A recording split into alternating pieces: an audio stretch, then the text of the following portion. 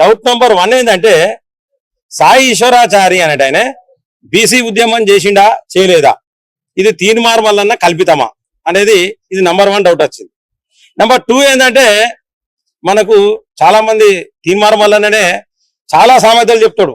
So నేను కూడా ఒక సామెత చెప్తాను, ఏడ్చే మొగుని నమ్మద్దంటారు. సో అట్లనే ఎవరు ఏడవలే, తీన్మార్ మల్లన్న ఒక్కడే దొంగేడుపులు లంగేడుపులు ఏడిచిండు అక్కడ మరి. సో దాన్ని కూడా చాలా మంది డౌట్ పడ్డారు.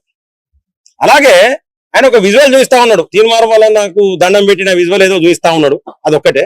ఆయన లోపలికి ఎప్పుడు వచ్చిండు, ఎన్ని గంటలు ఉన్నాడు, లోపల ఏం మాట్లాడిండు, మరి ఈ యొక్క సీసీటీవీ ఫుటేజ్ ఎక్కడ పోయింది, మరి నిజంగానే ఆయన బీసీ ఉద్యమం చేసిండు చనిపోయినా, తీన్మార్ మల్లన్నతో ఏమన్నా ఇష్యూ అయిందా?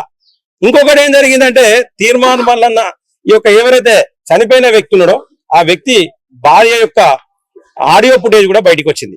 దాంట్లో క్లియర్ గా స్పష్టంగా, చాలా స్పష్టంగా క్లియర్ గా ఆవిడ ఏం చెప్పిందంటే, మాకు 20,000 రూపాయలు ఇచ్చి ఇన్స్టాగ్రామ్ లో ఆ వీడియో పోస్ట్ చేయడం వల్ల కొంత అవమానం అనిపించింది, మా చుట్టాలు అవమానం పెట్టిర్రు అన్నారు. అంటే